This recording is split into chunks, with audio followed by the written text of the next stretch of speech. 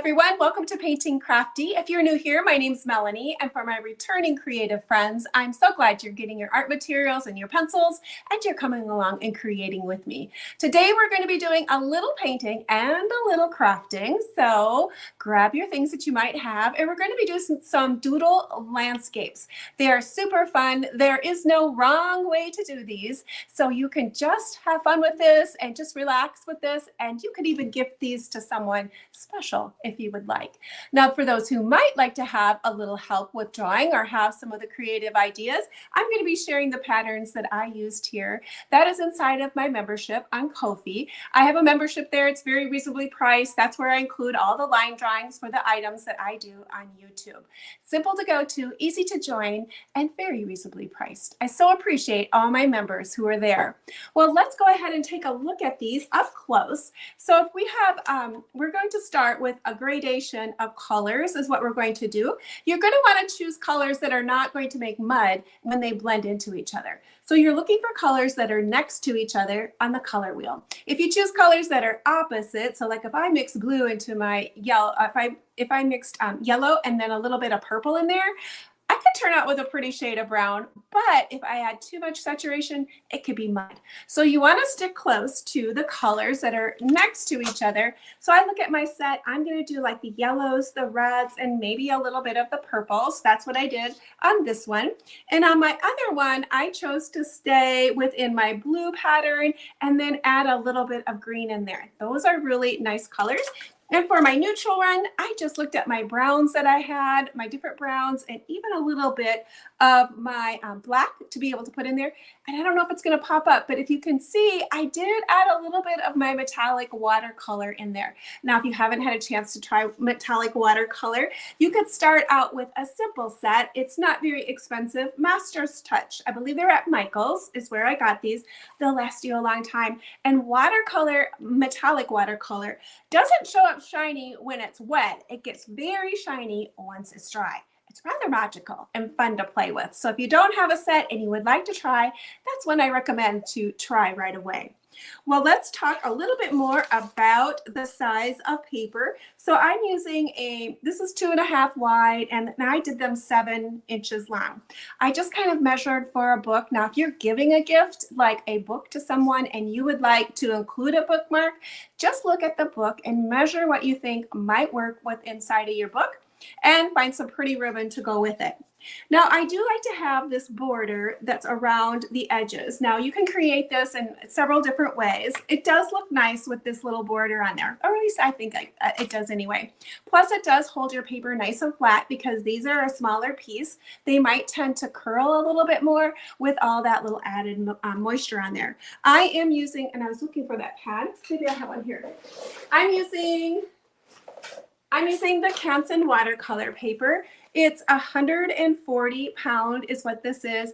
It's easy to find. It's still considered a student grade, which means it's reasonably priced, but it's a great paper. I've been using this for about 4 years now, and I super like it. It's very reasonably priced. Then you don't have to feel like everything you make has to be so precious. When you're using expensive paper, the pressure's on to make something perfect. And the tape that I use for mine that I have on here now is the Scotch Magic tape.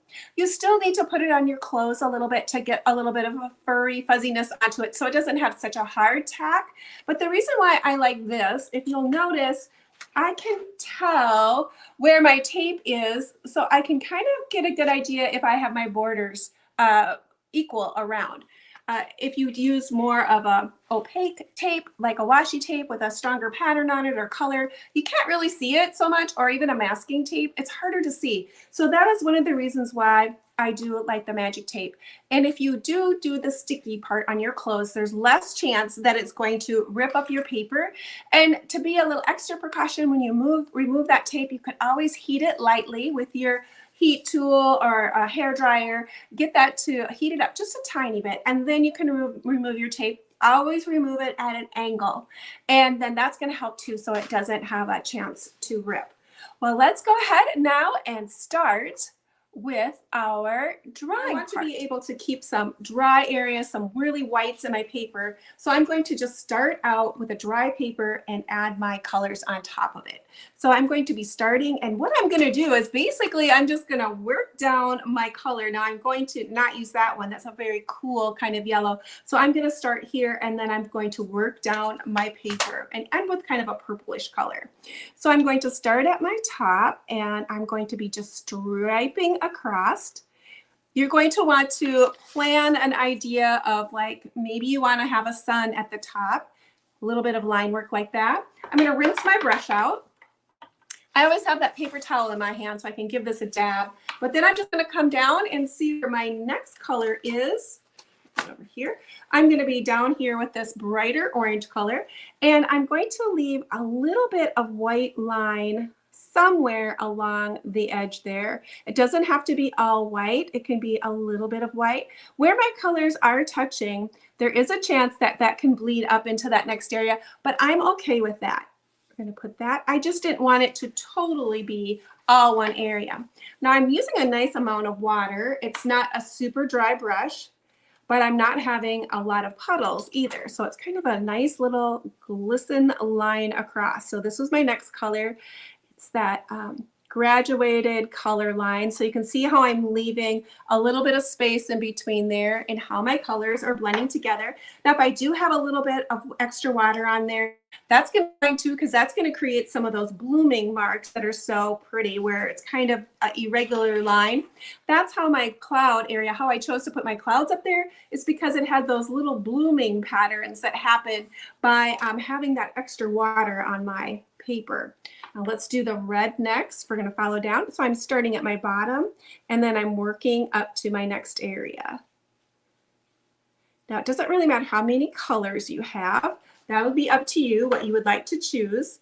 Now I'm going to bump down, and now my colors are starting to deepen. So I liked having the light at the top and then moving darker, kind of like a landscape would be, where you would have your blues at the top or your lighter colors and then move down. Ooh, that pretty color. That color is scarlet. We use that in, I think I might have used it in my last drawing, the scarlet color. Now this is a red, but it's got a lot of purple in it, and it's very pretty. This color is going to look great. I'm going to try to leave a little bit of white in there, and I'm blending my colors. Have a little bit of puddle in there, but it's starting to flow together. So I'm going to hold this up so you can see how that color is moving together. It's making some beautiful marks without me hardly doing anything. So it starts that light color, moves down, and look at how those colors are moving and shifting into each other. It's making some interesting patterns. All right, for the next one, I'm going to be doing the blues and the greens. I have kind of quite a few different blues in this palette. I have all of these types of blues here, and then I'm going to be bumping down and using these greens over here is what I'm going to be doing. I do end up going from light blue to my darkest blue, and then I switch to my light green into my darkest green that I'm going to be using. So I'm going to do the same thing here. So I'm going to be choosing a blue up in this category. Now I need to look at my swatches, figure out where I am. Let's see, here we go. We're up in this area, and I'm going to just lay this blue in. And I'm going to do the same thing that I did with my other one. So I could even work down inside of my palette and just start here and work through my colors would be an option I can do, or I can pick and choose. So I'm going to kind of pick and choose a little bit. I'm going to come here. Some of these have got more purple in them, more blue. I'm still going to try to leave a tiny bit of white every now and again. This one seems to be lighter. And I'm going to move over here to my darkest blue. This time I'm going to come in and add a little bit darker blue. You variance, so you don't want them to be exactly the same. That one looks kind of similar to the one I put above it. Let's see if I can't get this to change by adding some of this darker blue in my set. This Prussian blue, which is a beautiful blue. Beautiful, beautiful blue. And I'm going to switch to green now because I feel like I want to add at least a couple shades of green. I'm going to start with my lightest green here, and I'm going to lay that in. I can touch a little bit of that blue too up at the top. and then bring it down. Isn't that a beautiful color change? I think it looks lovely. Definitely want to switch or change, have a difference in color. You can kind of see how if I get too close to my colors, it's gonna end up looking like I didn't really do anything. So it is kind of important to try to leave a little bit of space in there if you can, because it'll just kind of separate off your space as well. Okay, let's leave that and see if it will dry. Now remember, your watercolor is always going to dry lighter. So we'll dry it and see what we get. Well, they dried down beautifully, and you can see some of the active color in there. If you wanted to add a little bit of salt in some of these areas, you could do that as well. If you wanted to add a little bit of extra texture, that would look great too. But I'm real happy with how these turned out, and you can kind of see how I have some division. So even though this is just, there's no white there, you can tell that it's still a different color. So that'll help me kind of do a little bit of a horizon line with my colors. So the pen I'm going to be using, I'm going to be using my Micron pen. It's a nice black ink, and I'm going to start with black. Now, if you have those gel pens, you could always do a combination of those. Colored pencils would look great on here. The colored pencils, depending on how bumpy your paper is, it'll show up slightly different, but I might try some colored pencils in this one just to see what it might look like. So let's start at the top. Now on these two, I did put a creative sun of some sort on the top of my area. This could also be done with a little bit of acrylic paint as well. So for my creative sun on this one, I just started out with an irregular circle at my top. And I can go past my paper too. I don't have to stay exactly on my paper. And then I did send, my circles got smaller and smaller as I went into the inside.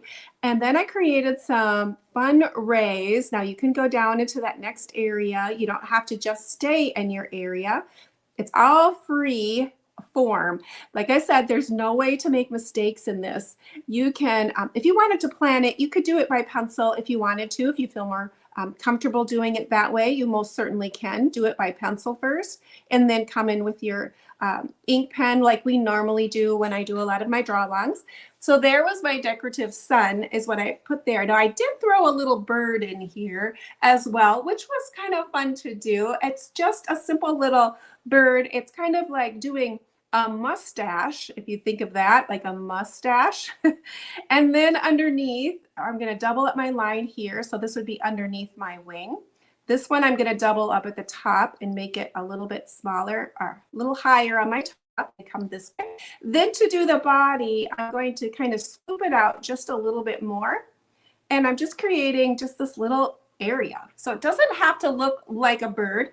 Here, I'll show you this one up close. It doesn't have to look exactly like a bird. It can just be kind of looking like your eye's going to read that it's a bird. So I have my little area in there. I'm going to put a little kind of a little bigger end there. So I got a bird. Now for this area, I did some trees in this area. So you're kind of looking that each area is going to have different elements. So this one I put trees. This one I just made mounds of whatever might be there. Now this one has that, since this is bleeding up high here, I'm going to use that as a tree. I'm going to kind of follow around and just use what's there. And then I can come in and fill in this area, whatever might be on that area. So I'm just going to use this as a tree.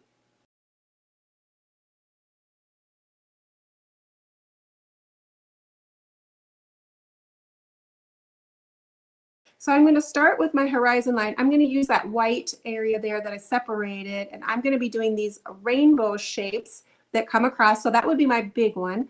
And then I'm going to change up my shape a little bit.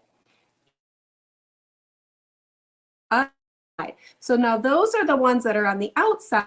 I'm going to create the next ones in and fill in my spaces. And I'm going to be following the contour lines of the original one that I drew.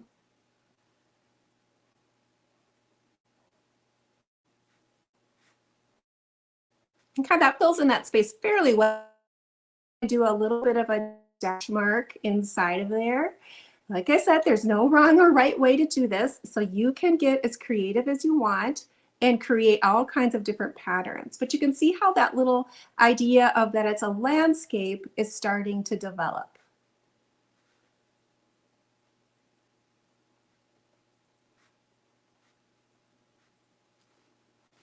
All right, I also included some houses in here, some little doodle houses. Super fun. Again, Google some doodle houses, get some ideas, and make it as creative as you want. I'll probably fast forward through some of these other areas and show you some of the different ones that I did. But again, this is kind of like a rock wall that might a bridge, maybe that's a bridge. This could kind of look like it's a little bit of a river that's in there, and just have a lot of fun. And at the very bottom, there's some doodle flowers. So let's start up again.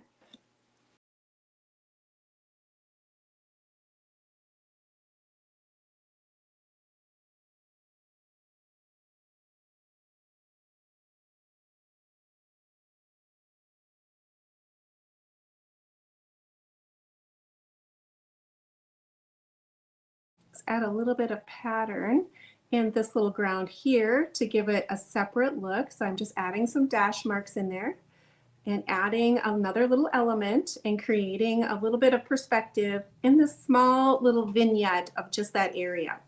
So here I created a brick wall or some stone and then a block wall too. So let's do that little arch like this, and then another arch, and at least the 3 lines of the arch. And then you can go ahead and add, let's add one more line here. Okay, so now I can go ahead and add, so I'm doing a tick here, a tick here. They're right in line with each other. And then I'll come back in and fill the opposite in between, and that will give it that little bit of a brick look.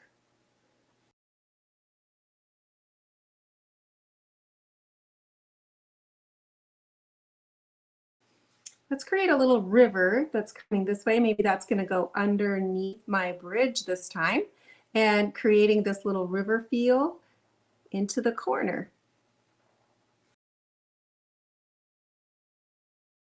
Some whimsical flowers in, or some tall grasses, and follow some of those little squiggle marks. And you can go over what you've already drawn and create more patterns. It's all about the textures and adding those little things in.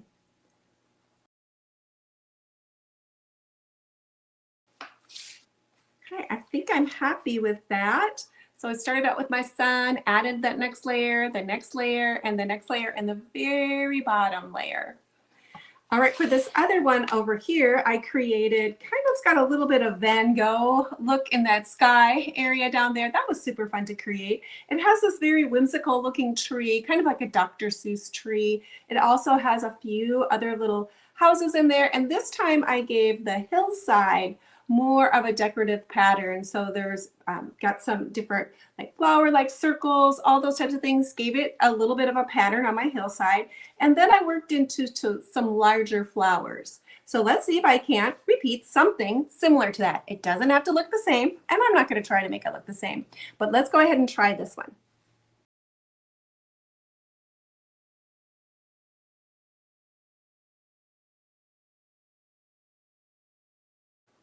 If you like to Zentangle or doodle, this probably will be a project that you will really get into and enjoy it. Now I'm going to look here. This looks like some trees tops to me too. So maybe I'll make some different trees in this one.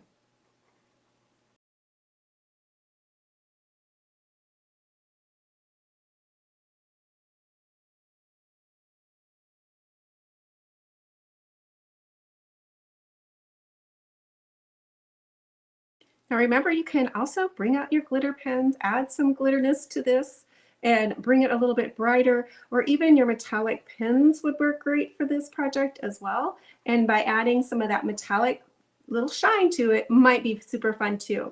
Now I'm going to be creating some big flowers here, some bigger elements. Like the perspective wouldn't make sense that these would be here, but it doesn't really matter. And I can just wanted to add some bigger elements here to be able to carry on another big pattern.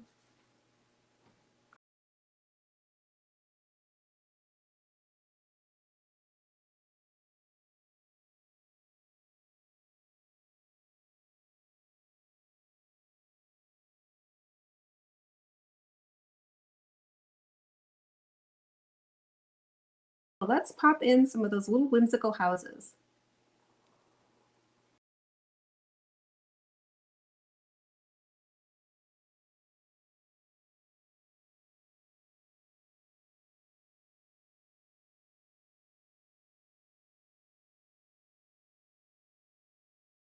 I'm thinking I need to add a little bit more something to my trees and to make it a little bit more interesting.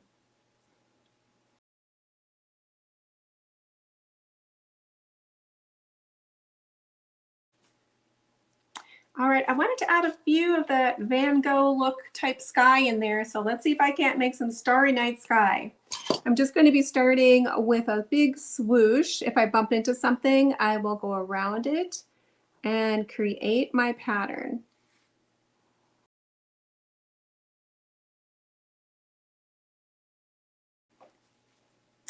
I think I kind of lost my sun design in that one, but I can go ahead and fix it. I could probably strengthen the sun marks and the rays and maybe make them wider, a little bit wider, so they're not the same as my starry night skies, and see if that maybe might help and solve some of the problems because everything is the same width. So you could double up on some of your lines. So think about that when you're doing your other areas too. If you want to go over some things a couple different times, to double up the width of the lines, and then that will give it a difference as well. Well, I don't know if that solved it 100%, but it did add a little bit of interest back in there and added a little bit more texture. So I think it's really coming together. So let's go ahead and remove this tape and see what we get. So I'm going to start at the top here and come across. Now I did not heat at all. The hard part is remembering is which one you put on top. So I put the long ones on top of my short ones. Now I'm going to pull it off at an angle. And it's coming up really well. It's coming off very well. It's coming a nice clean edge on there. So that worked out really well. Adding that little bit of little fuzziness to my tape is helping it pull really easily. I think that looks great. I just had a tiny bit of paper pull up there, but I think it still looks good, and I think that looks nice as well. And like I said, if you have your gel pens and you want to add a little bit of extra something, this would be a great time to do it. Now with these ones, I did go ahead and spray them with a spray varnish, a polyurethane, a spray varnish to coat them because I knew they would be handled. You could also wax these with the Annie Salone wax or the Doodle wax, which is made for watercolor. You could use that as well. I wanted to show you this little tool that you can do to make the rounded corners. Now they sell this tool at any of your craft places in your paper area, and it's a little corner cutter, and you can just go ahead and, I say that easily. Well, that one's not going to want to come off so easily. Let's try this again. I was doing it before I was standing up, and I'm sitting down, and this one may not want to cut. Now, the watercolor paper is a little thicker, but it's not going to want to work for me. There. So it can make a little rounded corner. Woo, that took a lot of effort to get that done. So these are just a little rounded edge corner. They work great for cutting your areas. You could also just use your scissors and cut like just a corner. You could leave them square too, but if you wanted to do something a little fancier, you could just hand cut these at an edge. The one nice thing about the 140-pound weight watercolor, it doesn't buckle so much, and by taping it down while you're painting it, it does keep it a lot flatter. So it should be a far more durable paper to do these in. And then all you do is you take a hole punch. Now I have the smaller hole one. I did go down a little ways just so that to make sure that it wasn't going to rip, but it's got that smaller hole in it. You can use a regular one too if you don't have a small punch like that. I did like this little, the organza-y type ribbon. It's very flexible and it's got that pretty see-through look to it.